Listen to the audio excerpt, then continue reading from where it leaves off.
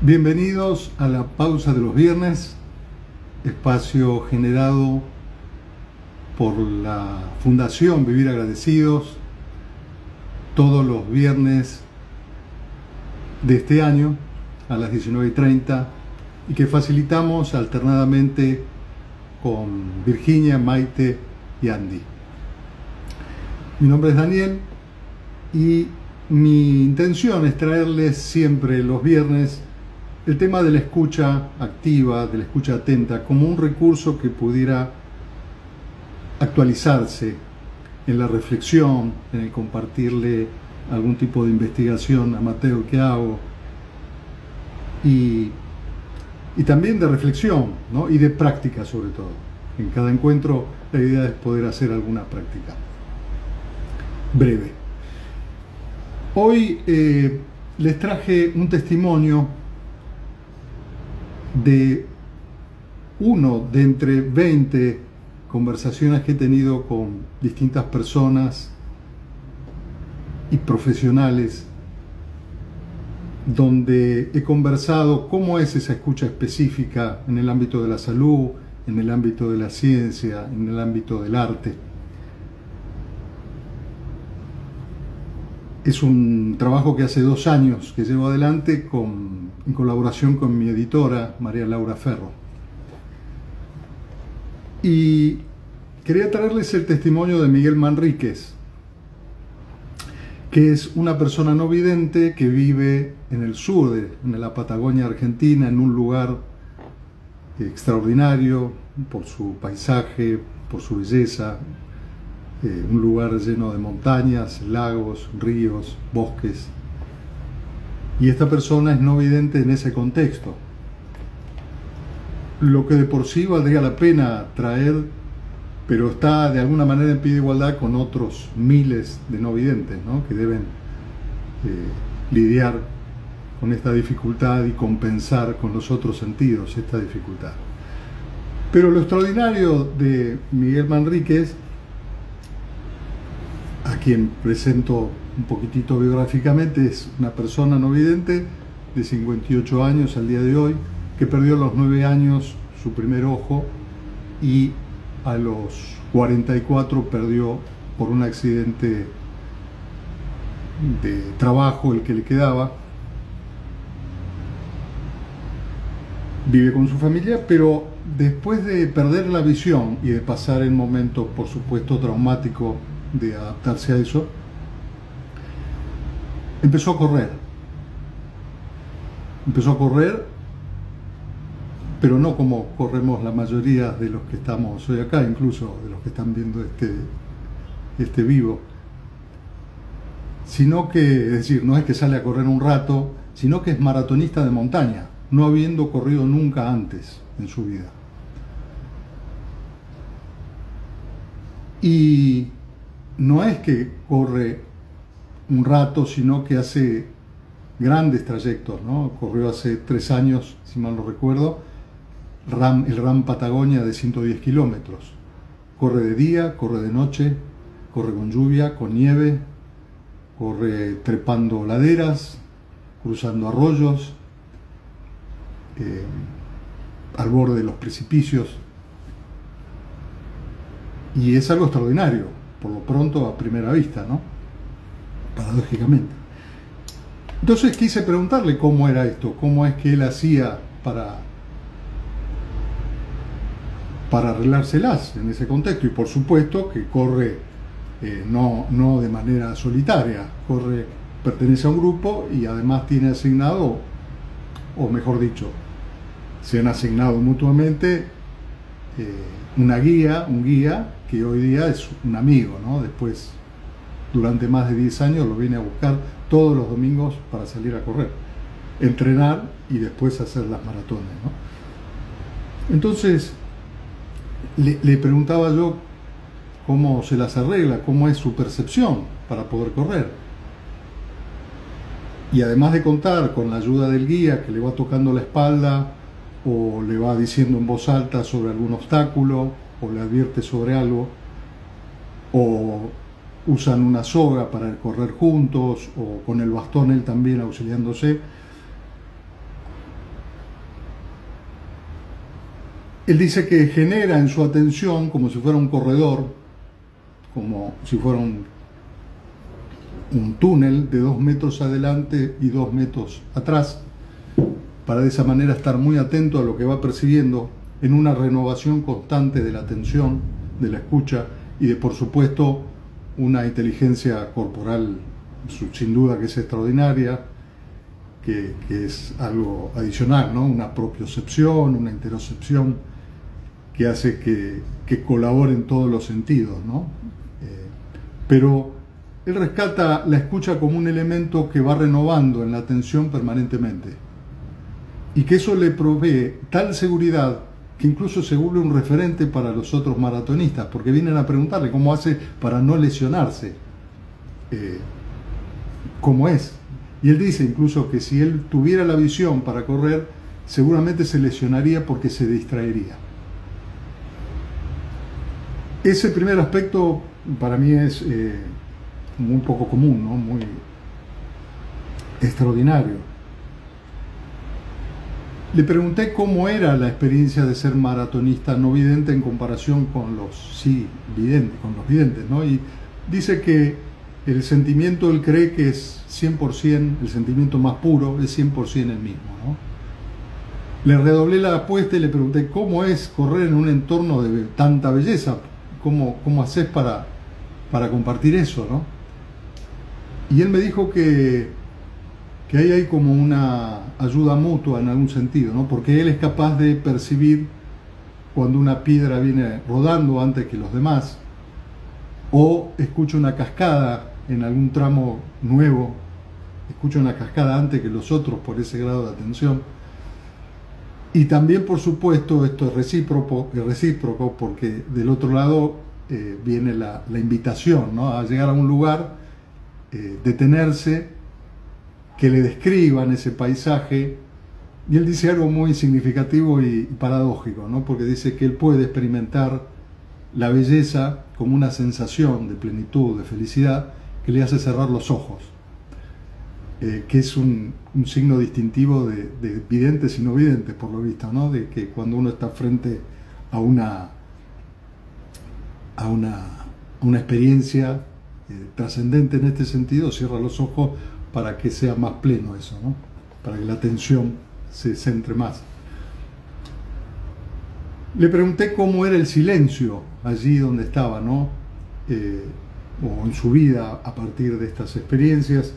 Y él me dice que, bueno, que en lo personal y en lo particular, más difícil de sobrellevar es el silencio cuando está solo en su casa, por ejemplo, en algún rato, y ahí sí se prende la radio para sentirse acompañado, ¿no? Pero es distinto en la montaña, porque en la montaña, en esos paisajes, él está acompañado y lo que experimenta es un silencio que refiere muchas cosas, ¿no? Un silencio de un día claro, de un día donde el sol le pega en la cara y lo hace experimentar una gran felicidad. Es un día de color verde claro, así lo llama, hay una sinestesia en su experiencia, ¿no? Una colaboración de los sentidos. Y le pregunté, porque me interesaba en particular, cómo era el silencio de la nevada, porque yo siempre intuí que había algo especial en eso, y me compartió algo que entendí, y es que el silencio de la nevada es un silencio expectante, como de que algo va a pasar, pero es de color verde oscuro. Y otro aspecto del silencio que él resaltó es el de poder estar en silencio con un otro. Tuvo la experiencia de que su guía había perdido a su padre y un domingo lo vino a buscar para que lo acompañe a la montaña y permanecer allí en silencio. Y él allí sintió como una posibilidad de devolverle a su amigo lo que él tanto le da, ¿no? El ser asistido, ¿no? Así que otra manera de valorar un silencio compartido como siendo testigo del otro. Le pregunté si en esta situación él tenía alguna capacidad de escuchar lo que otros no escuchan. Ya de alguna manera lo dije cuando él anticipa una caída de una piedra o una cascada. Dijo que en una oportunidad, una anécdota muy simpática, estaba con un grupo de avistaje de aves en la zona allí de San Martín de los Andes, y mientras iba caminando escuchó un pájaro que no escuchaba desde que era niño. Escuchó el sonido e inmediatamente le evocó la imagen del pájaro que no la tenía no la había vuelto a recordar desde que era chico, ¿no? Era un 7 colores. Y me dijo esto al grupo, y el grupo dijo que no podía ser porque ese pájaro ya no estaba en la zona, ya había emigrado por la época del año, ¿no?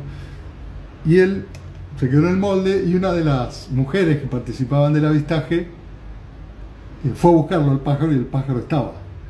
Entonces volvió, pidió disculpas, y todo el grupo pidió disculpas, ¿no? Otro beneficio de una escucha fina, ¿no? Sintonizada, calibrada muy finamente, ¿no? También me contó una anécdota interesante donde trabajando en un vivero, donde también él se ocupa, tenían que asignarle un colaborador. Y le asignaron uno, y él dijo que no, que prefería que trabajar en colaboración con otra persona que no había tenido, no tiene una participación muy evidente, muy así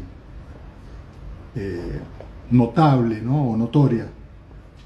Y hoy día esa persona es su mejor colaborador, ¿no? Y incluso, por lo que me decía, esa persona se ha desplegado junto a él, ¿no? Le ha facilitado. También supongo que por elegirla, ¿no? Así que está este aspecto, ¿no? De cómo escucha a las personas, y le dije cómo hacía ahora que no veía a las personas, cómo hacía para percibirlas.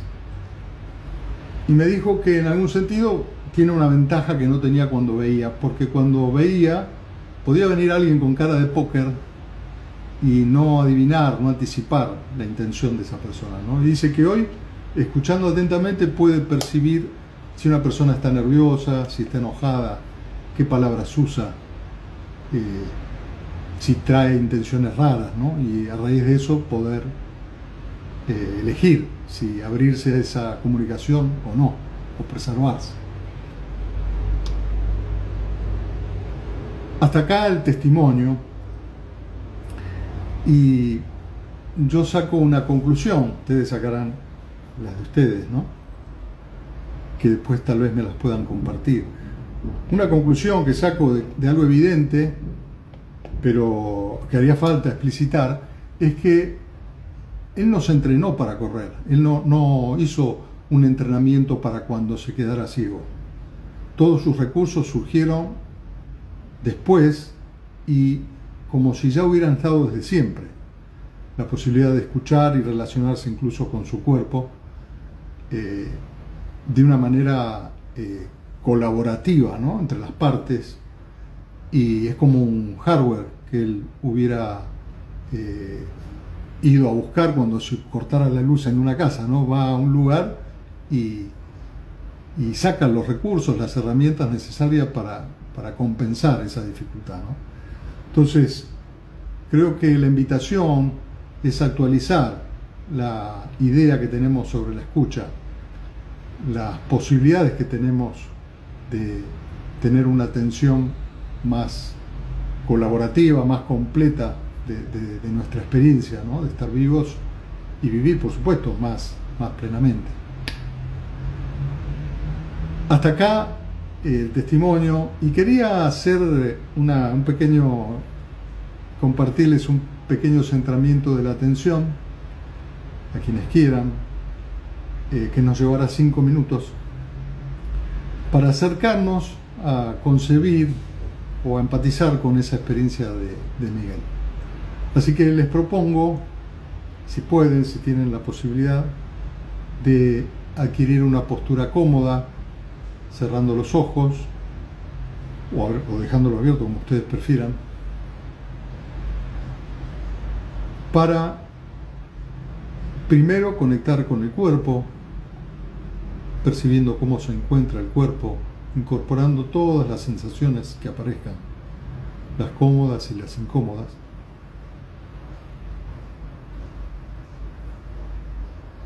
Adquiriendo una postura que les permita estar unos minutos en quietud, en silencio, usando la respiración como una referencia de la atención para cuando nos perdemos o nos distraemos.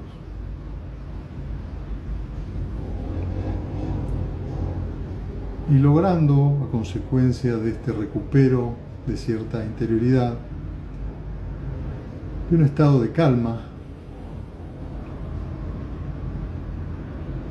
a la que uno tuviera derecho de experimentar.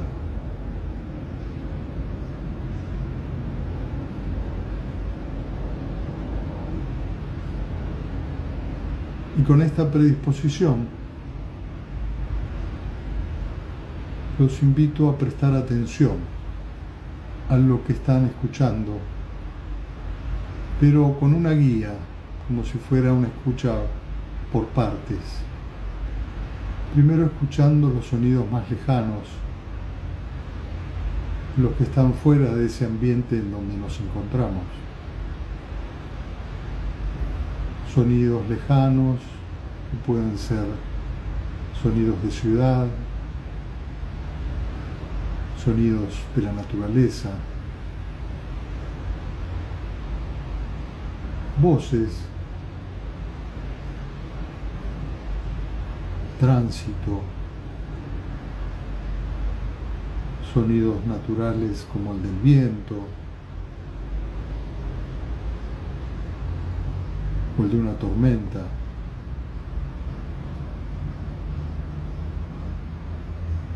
Cosas reales que estén percibiendo. Puede servir contar esos estímulos para identificarlos.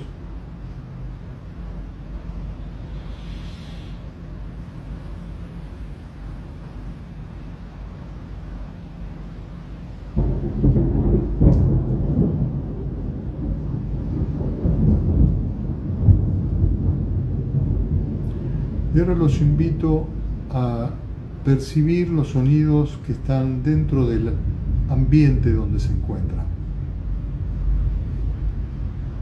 Sonidos de algún artefacto, sonidos de la reverberación de todo lo que está sonando, cómo rebota en las superficies más próximas y más lejanas.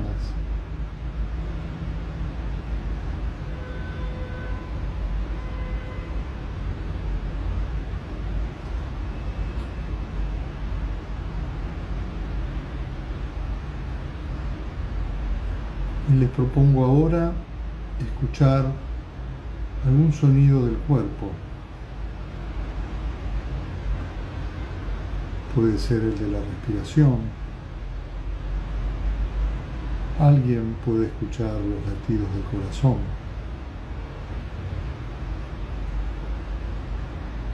Puede haber algún zumbido a la altura de los oídos. Algún sonido que provenga de la zona baja del abdomen.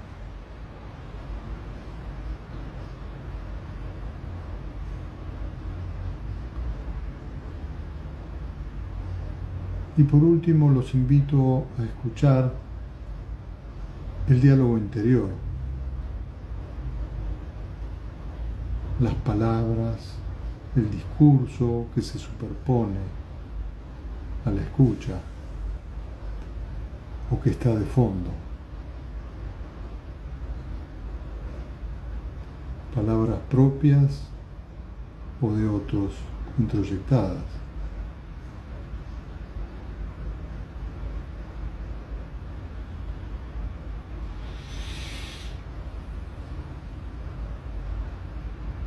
Y los invito a algo más, amablemente, para cada uno, para mí también, a escuchar todo eso como una sola cosa, como una atmósfera en donde nos encontramos inmersos. Todo eso que hemos desglosado, percibirlo como una sola atmósfera sonora.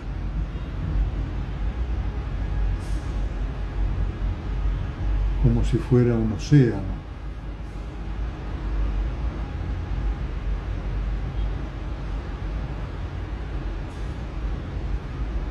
¿De qué color podría ser esa atmósfera? ¿Podría asociarse con algún aroma? ¿Podría ser más o menos agradable? ¿Podría ser más o menos facilitador de la atención?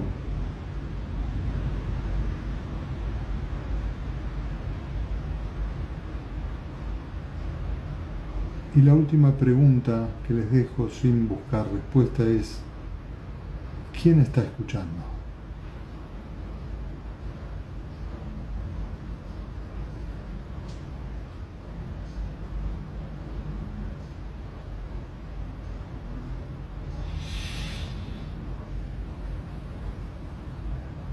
Y lentamente, cada uno habiendo hecho un registro último de toda esta breve experiencia, los invito a retomar este espacio en común, abriendo los ojos.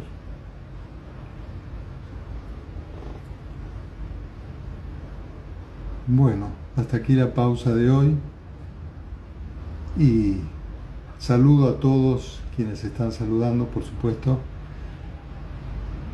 y los escucho después en los comentarios. Les dejo allí también un link de Miguel para que aprecien su proeza, si se quiere, o su enorme habilidad.